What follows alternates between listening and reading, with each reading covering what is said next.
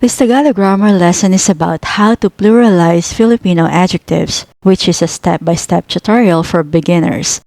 In this video, you will learn how Tagalog adjectives work and how to change them when describing more than one noun. Let's begin by looking at what you will learn in this lesson. Today, you will learn the two groups of Tagalog adjectives. First, ma adjectives, and second, non-ma adjectives. We will also compare English and Tagalog adjectives so you can clearly see the difference. Then we will study the rules for pluralizing Tagalog adjectives step by step. Finally, we will look at a list of common pluralized Tagalog adjectives that you can practice saying. Let's start by understanding the first group of Tagalog adjectives. How are Tagalog adjectives formed? Tagalog adjectives fall into two groups based on their formation. The first group is ma adjectives. The prefix ma is added to a root word, which is a noun, to create an adjective. It works similarly to the English suffix full or y, which turns nouns into descriptive words. Let's look at some examples of ma adjectives. The Tagalog adjective maganda, meaning beautiful, comes from the root word ganda, which means beauty. Maganda. Next we have madumi, meaning dirty, from the root word dumi, dirt. Madumi. And then we have the adjective masaya, meaning happy, from the root word saya, which means happiness. In each example, the prefix ma combines with the root word to form an adjective. Now let's take a look at the second group of Tagalog adjectives. Our second group of Filipino adjectives is called non-ma adjectives.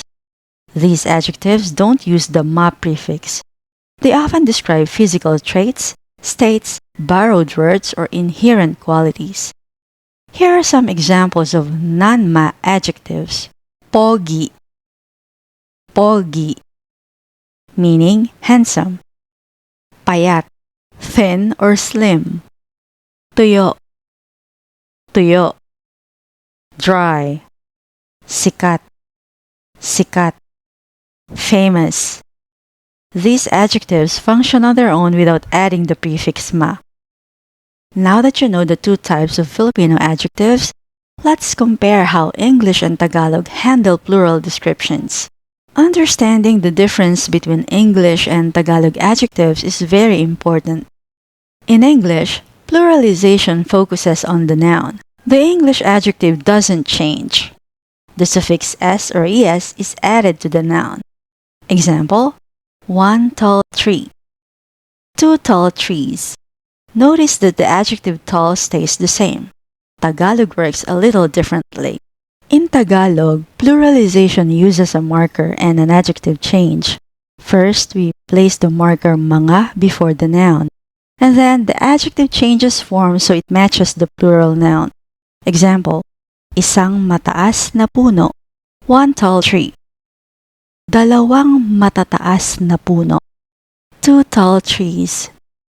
Here, the adjective mataas changes to matataas. For you to understand it better, let's learn the rule for pluralizing ma adjectives.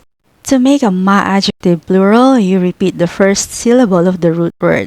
The pattern looks like this: ma plus first syllable of the root plus full root word. Let's break this down step by step.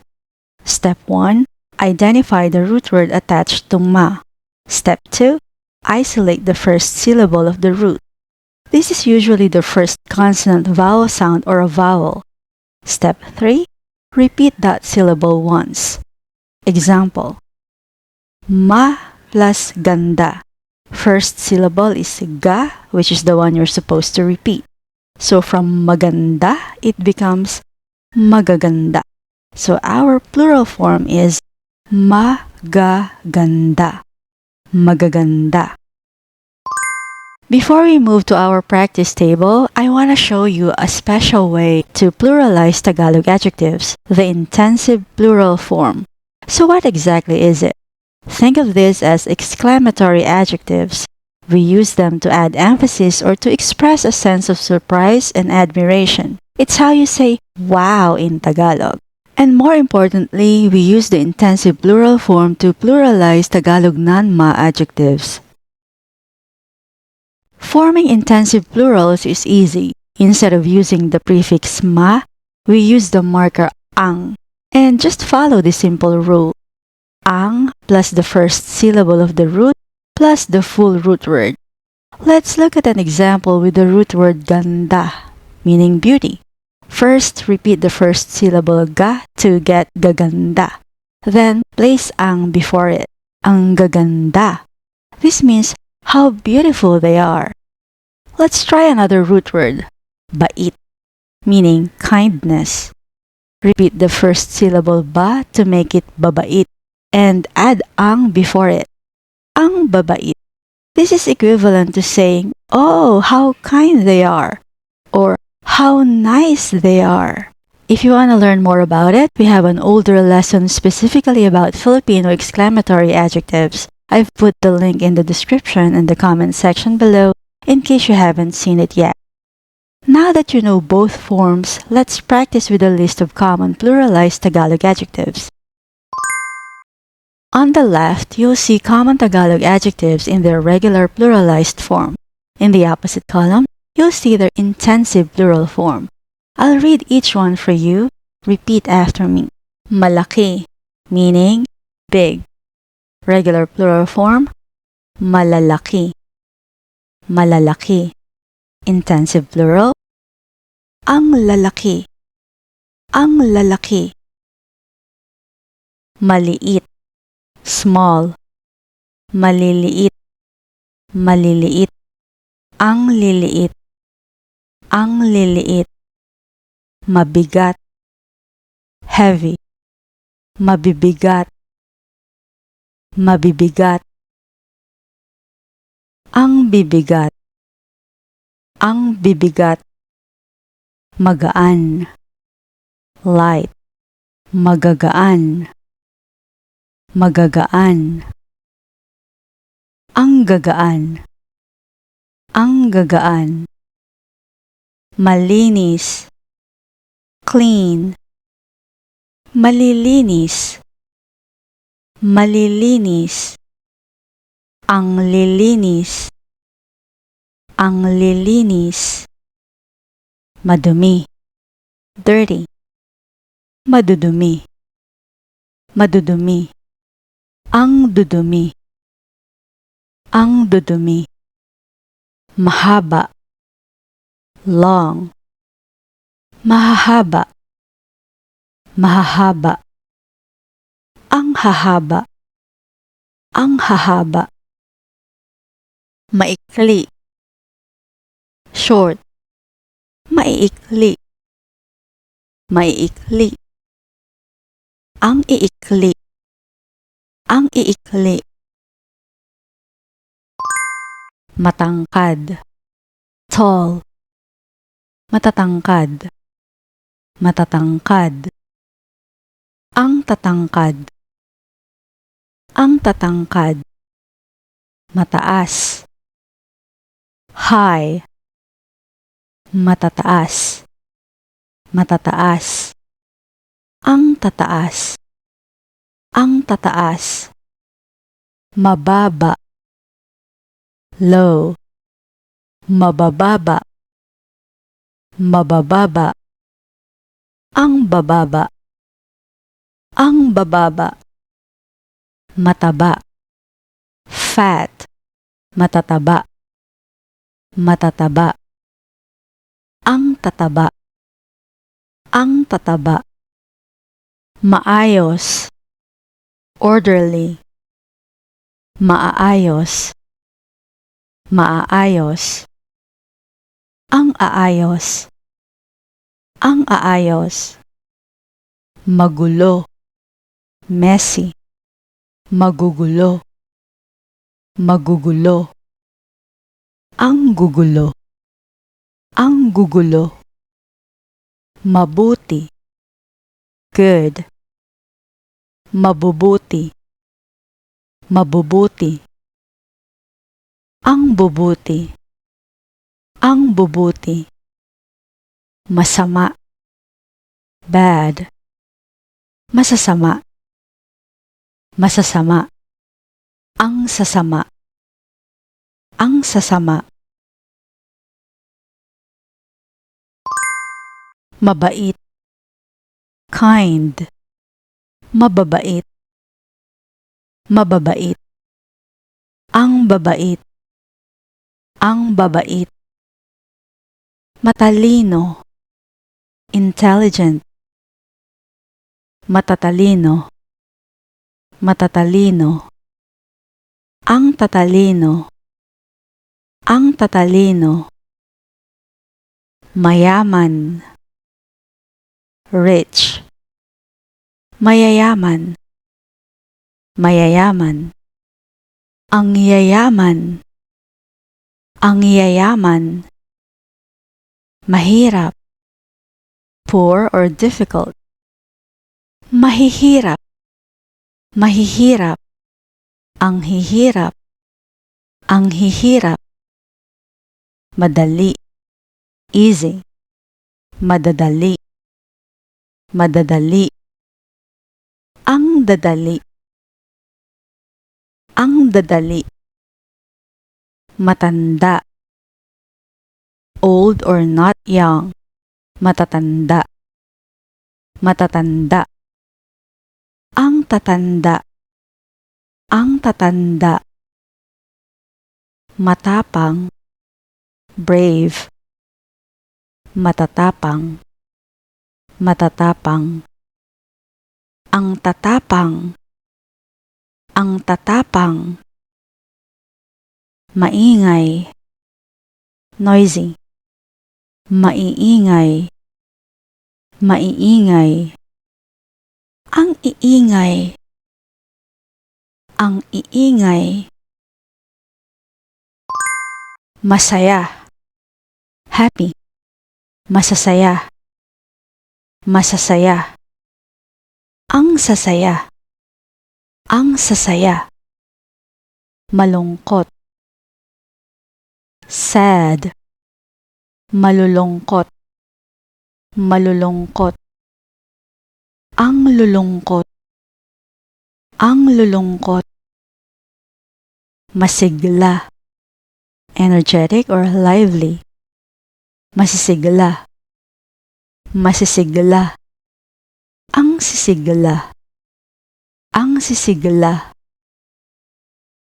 Mabilis, fast, mabibilis, mabibilis, ang bibilis, ang bibilis. Mabagal, slow, mababagal, mababagal, ang babagal, ang babagal. Matulin, fast, matutulin, matutulin, ang tutulin, ang tutulin. Malakas, strong, malalakas, malalakas, ang lalakas, ang lalakas. Mahina, weak, mahihina, mahihina, ang hihina, ang hihina. Mainit, hot, maiinit, maiinit, ang iinit, ang iinit. Malamig, cold, malalamig, malalamig, ang lalamig, ang lalamig. Malayo, far, malalayo, malalayo, ang lalayo, ang lalayo. Malapit, near, malalapit, malalapit, ang lalapit, ang lalapit. Maaga, early, maaga, maaga, ang aaga, ang aaga, mabango, fragrant, mababango, mababango, ang babango, ang babango, mabaho, smelly, mababaho, mababaho, ang babaho, ang babaho, maliwanag, bright or clear, maliliwanag, maliliwanag, ang liliwanag, ang liliwanag,